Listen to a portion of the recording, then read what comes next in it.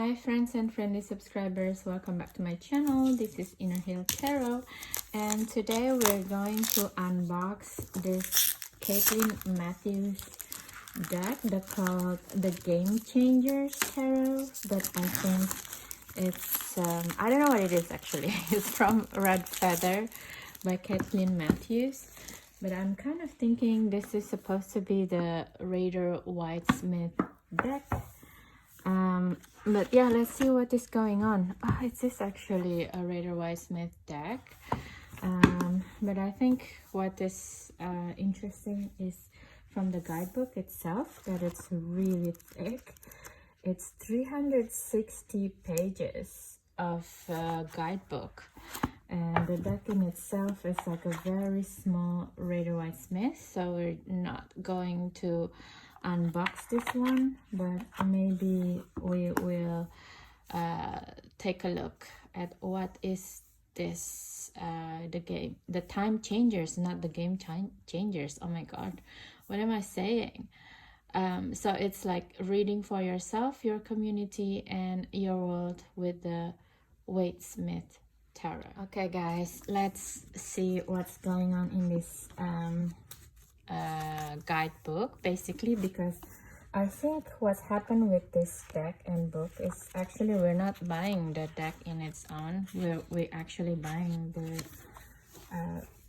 beautiful book, basically, but I don't think she wants to sell it as a book. She wants to sell it as book and deck, and let's see why.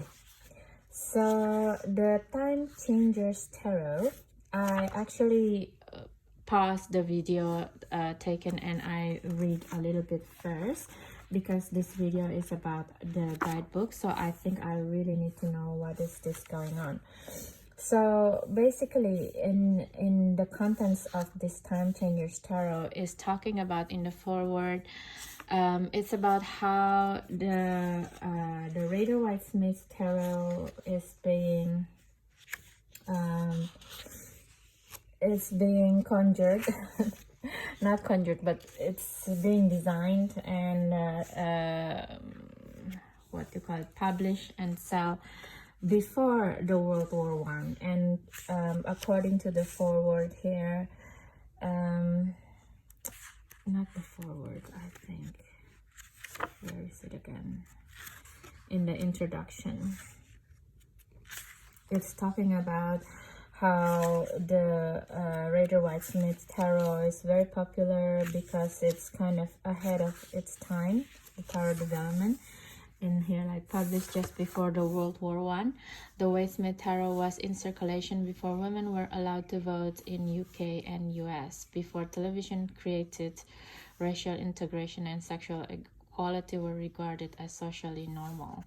With hindsight, we can see this tarot as prophetic herald of a world that would change irrevocably. And it goes on saying the connection between the use of tarot with after the war and help change lives, basically, and also the changes into modern tarot now. The way we use the tarot now, for example, people have a lot of identification, for example, with the major arcana themselves, instead of I think before the war people don't dare to identify themselves with the major arcana archetypes, because at that time there is still a lot of like feudalistic systems and values being upheld. Therefore, not regular people don't have this agency about themselves, and they're really dependent on the rich people, the rich societies, to give them work, you know, to allow them to go travel and stuff like that. So the world was less free before World War, actually. You know, the World War, it's a terrible the both wars, right? Both wars are really terrible event for the world, but at the same time it's enabled people to mobilize themselves in the first time in ages, you know. So in that sense, that it's also the world wars is actually like starting the revolution of women to the workforce. Like in the US, they put the women in the workforce because the man goes to war and the women make the bombs, and you know, all this stuff. Rubber was sought after from Peru, for example. So the West go in search in Peru, and the Japanese goes to Southeast Asia, like Indonesia, to procure rubber. You know, that's one of the reasons the Japanese was in Indonesia, actually, because they have the rubber for the tire, you know, for the trucks, for the airplanes. This is all for the war. So in a way, world wars, both of them are, like I said, in a really weird way, it's helped mobilize everybody everywhere around the world, actually. And after the wars and up until now, modern world, we are pretty much, I mean, it's not like saying there is no modern slavery anymore. There's still a lot of very bad things happening to a lot of people, but in most of the countries around the world now, people have more agency towards themselves. And what that means is actually even the cats have their own agency, you know. Before the wars, they don't have that much. I mean, of course, some of the cats, they are really free, and like, you know, animals and pets, they're also helping the war, actually, like the birds. But in general, the pigeons and the horses, but in general, pets also is not considered, you know, something or an animal that need to be taken care of, you know. But now, with the modern world, most people is like also identify themselves with the major arcana archetype power, because people have more agency, right? I said so many things just to get to this point. And I really interested in working with this book, actually, because it said in this book previously already that you can use any kind of deck, not only red or white, actually.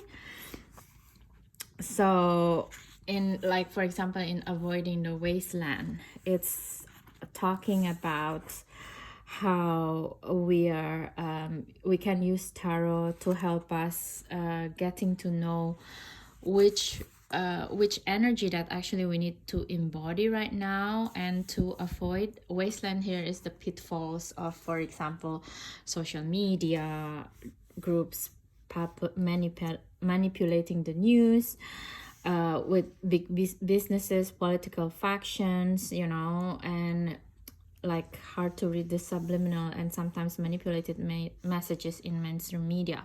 Yeah, this is what I'm learning myself about using the tarot, since I use the tarot and make my own channel, this channel, Inner Hill Tarot.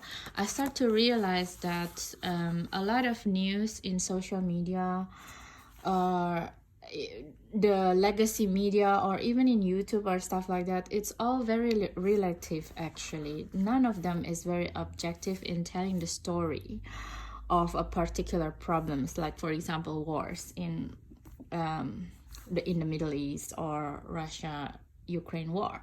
Why? Because there's so many components into the story. There's no way you can have it understood in 5 minutes news story, actually. And also, like, every media is owned by certain factions, like it says,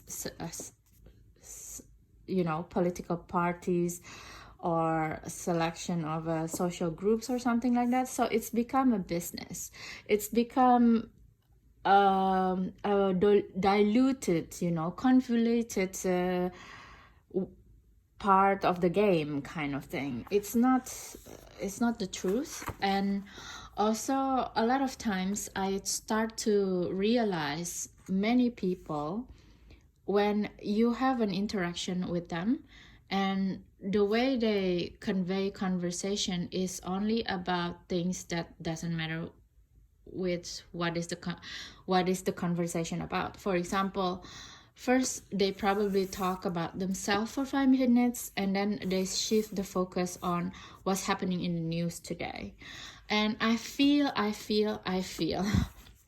a lot of people using this type of communication, like focusing on the bigger picture, the peaceful world, the war, the global warming, is to transfer their own problem and situation into the bigger grandeur things in life. Basically, I think it's also a certain kind of defense mechanism, not to tell the truth or not to tell who they are. And I always feel when I'm only can engage with certain people in this type of manner of communication, it means that they don't trust me, basically, to understand who they are as a person. That's why they only engaging in today's world news, basically. So be careful. When I think this book is really good to make us understand about this and how to alleviate this problem using tarot. So why the Waite-Smith tarot?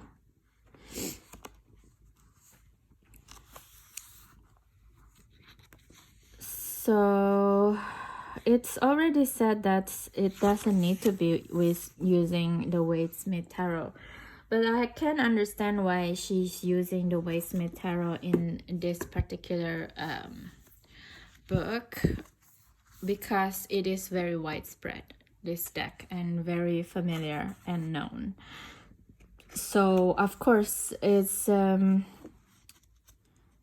easier. I think she's also, Caitlin Matthews, also very familiar with using this deck. So all of the pictorial key and the symbolism, it's easier to transfer it into what can correlate into today's more relevant issues, basically.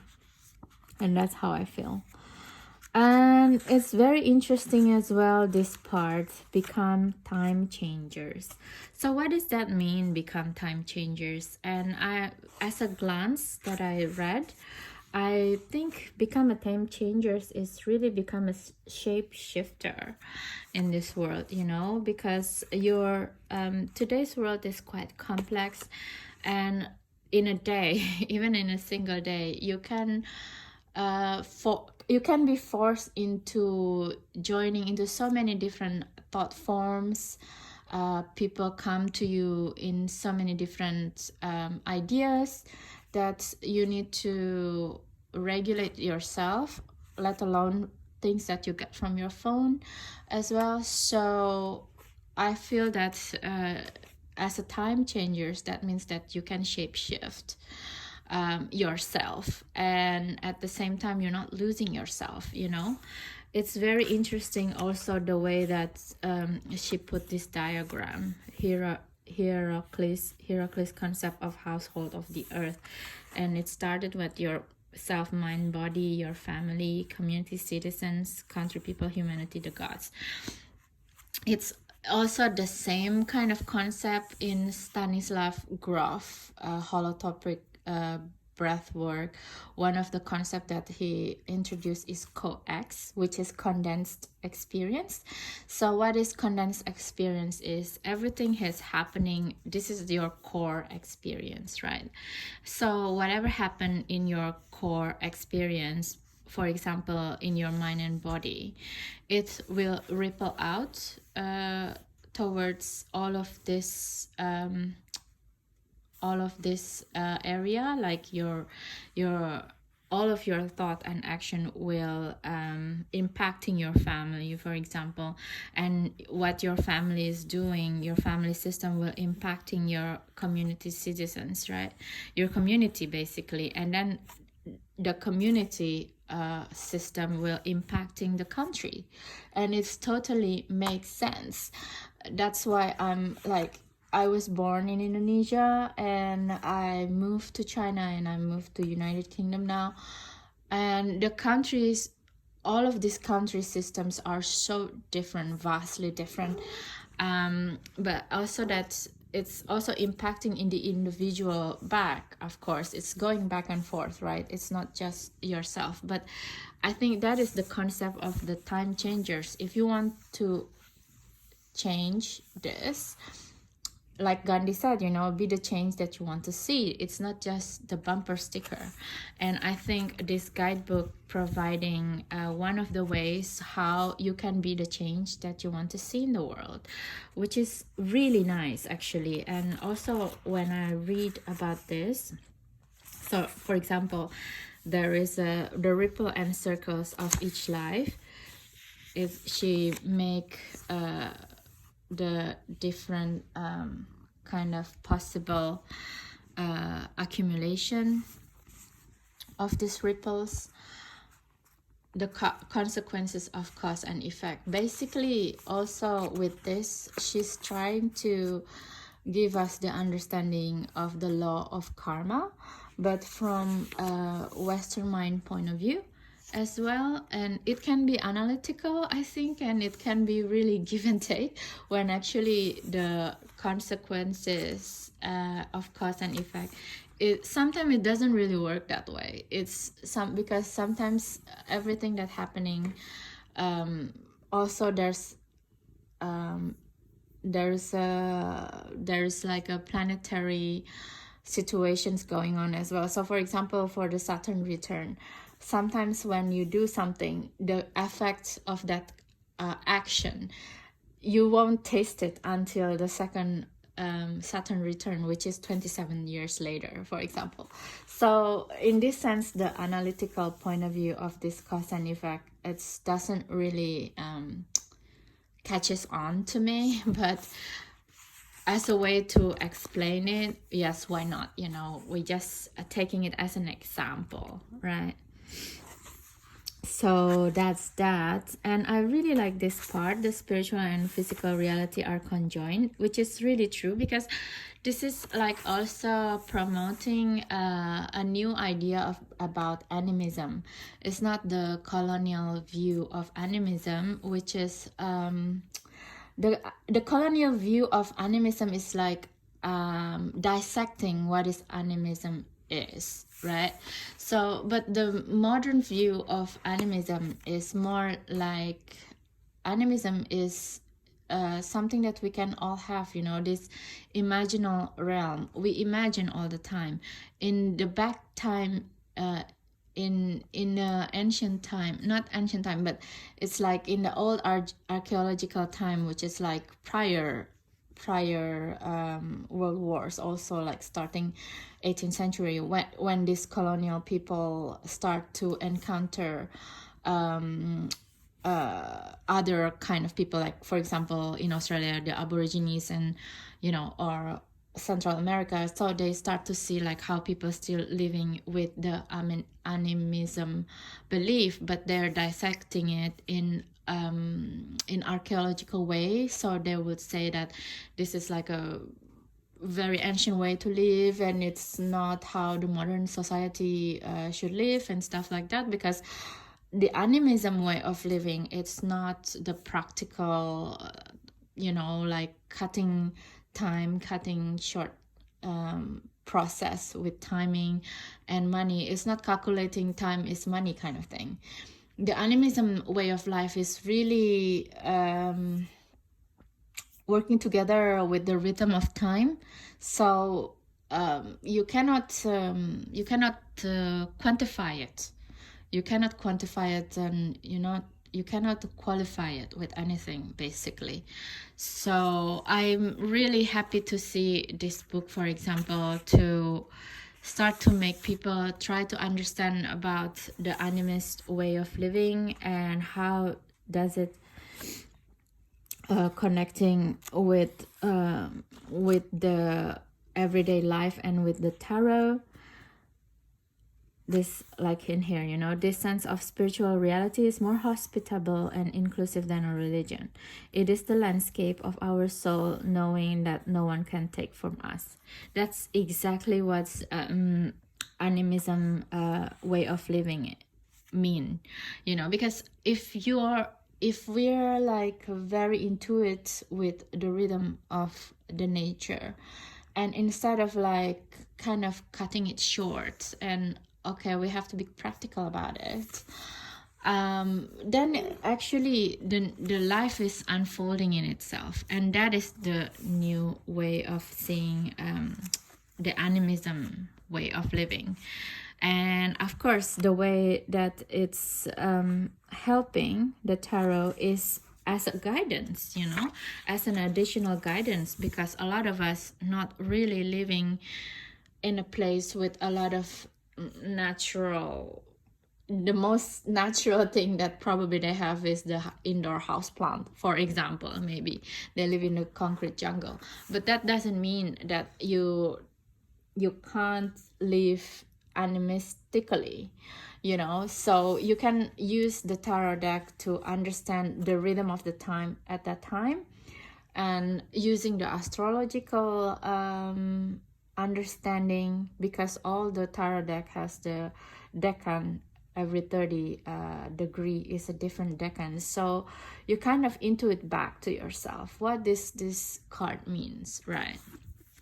And why should I do things, and when should I do things, instead of like fitting it into other people's agenda, for example.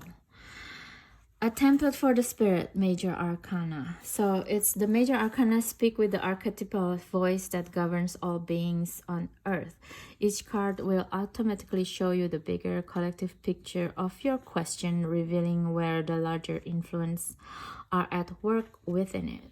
So yeah, this is a really interesting way to see the major arcana again, because as she said already, a lot of people in the modern life, they took on the major arcana as their own archetypal expression of their personality, which is, I feel it's really good, because it means that people really take on agency of their own life. But at the same time, we can't just make it into about ourselves, because that will be very narcissistic. What it means is also like the major arcana is still the collective unconscious power that the archetype is actually means. What archetype means is actually it's an expression of what's happening in the collective unconscious. So for example, in your reading, when the high priestess came out, that means that in the collective unconscious there is this intuitive knowledge that needs to be expressed. So that's when you can tap into this collective unconscious energy and use the intuition. So for example, if you feel like you're blocked, you don't know, but I'm not really intuitive, I've never been intuitive, so maybe you can start to learn. When the high priestess card came out, then you start learn how to develop intuition. You can watch everything in YouTube. There's a lot of different guided meditation.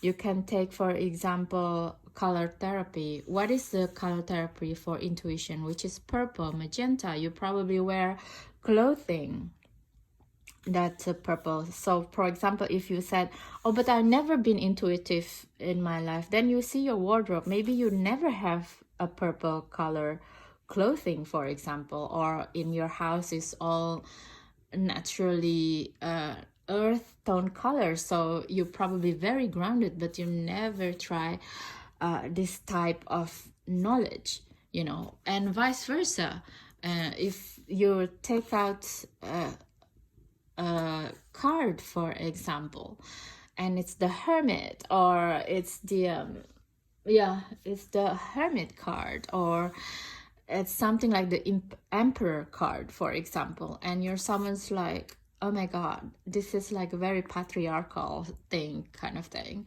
This so make me sick to the stomach, this patriarchal feeling. Then it's actually really time for you to ask yourself, why do you think this way? What about the patriarch that make me feel this way? Because this is the energy in the collective unconscious that's asking to be expressed in the collective, and therefore it's also within yourself, because as we see in previously, today's people, modern people, have the agency to embody all of this collective unconscious archetype energy. Therefore, that's how we become the time changers, so that's how I read about it. And other things is really a review about the archetype energy that's happening within the deck. In this case, it's in the Rider-Waite-Smith's deck, which is I really, really love as well. And also the iteration of this deck is always kind of mind-blowing to me. So, and then the next idea that I really like, I haven't read really well about the movers and shapers actually. I think it's easily need to be expanded by yourself. You see the time changing skills and strategies. This is how you shape shift. This you say like from Gandhi again. Oh, okay, now let's talk about this actually. The grail question. So the time changing means the shape shift. It's to change the way we as tarot reader ask the questions towards whenever we read for ourselves or for our clients. So for example, it has the questions in binary formats, yes or no. I think most of the time for tarot readers, the one annoying things is when our clients ask for time, because time is really relative. Like if our clients do exactly things that we're saying whenever there's when we do the cards, then changes can happen instantly just like that. But a lot of clients like to go to tarot readers just to ask questions for the sake of it, and they do nothing to change themselves. And then of course when the time passes and things doesn't happen, they will come again and complain, but you said that this thing will happen. For example, someone who's asking, someone who's like really a bookworm and doesn't like to go out so much, asking when can I meet my soulmate. And then of course if you're a smart tarot reader, you will say it upfront and like, well, if you never change your like going out and hanging out with socially, there's very little possible way you can meet someone genuine. Of course you can meet online, but then there's a lot of risk of meeting people online, isn't it? But if you want someone who's genuine and have a real interaction, then you have to make the effort to come out, right? So if you're this is what it means become a time changers binary formats questions, and like conditional tenses, like where you see like, should I go to Paris with Terry, something like that. You sell by dates. It's like when, this is the when question, when will I meet someone? So this is all the trappings in the tarot questions for the clients. This is when we can alleviate this situation and make the make the clients become more responsible of their choice. First of all, they become more responsible of the choice of asking these questions. So instead of like, should I go with someone somewhere, it's more like, can you tell me the situation of this travel, So it's more like, okay, what is happening within this energy, instead of like asking definitive questions, which is, it's really being a time changers.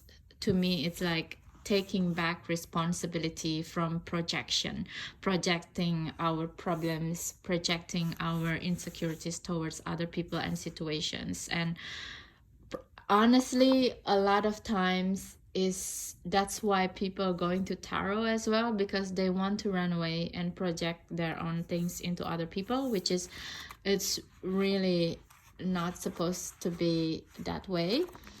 I'm approach tarot in a psychological way, which is means like it's a tool for self-reflection, which is, I think this guidebook, it's really helpful to see the tarot in a different way. It's not just a means to change your fortune. It's not a fortune teller thing.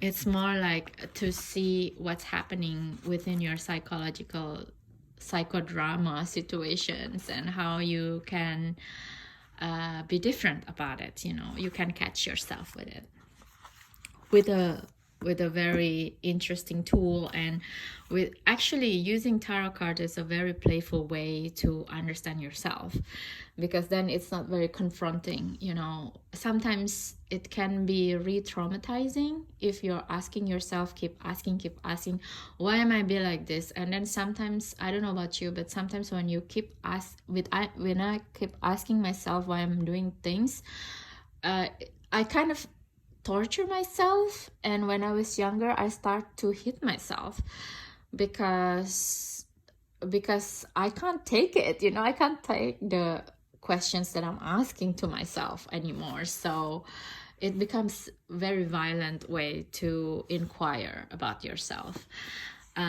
So I think with the tarot, I really like it because I love artwork. I love everything visual. So it's also kind of like make it more enjoyable, the self-inquiry parts. So, and there's are other things as well here. You know, to see the shape of destiny moving and shaping the energy of the universe within you and also others. Let's even have the concluding a session. That's really nice, actually. Really nice guidebook. So also there's like reading for ourselves and our community. And I've been doing a tarot reading for a community and tarot workshop before our plant medicine sessions, because a lot of people sign up for doing ayahuasca sessions 3-4 months before the sessions begin. And then when the session is happening, they were like, why am I signing it for again? No, I'm scared. And then during the ayahuasca session, people start to seeing ghosts and stuff like that really has nothing to do with what they need to deal with sometimes. You know, it's just like the fear become a manifestation. So with the way I'm doing the tarot workshop, it's like I'm helping people to recalibrate and refocus why they want to do the ayahuasca 1 or 2 days prior. So then they can go into deep reflection within themselves. They can journal during the retreats before we actually take in the medicine. And so far it's really helpful, actually. So I really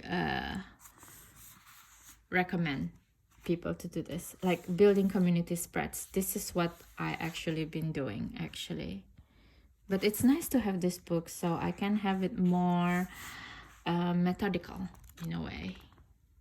So you see, there's so many spreads as well.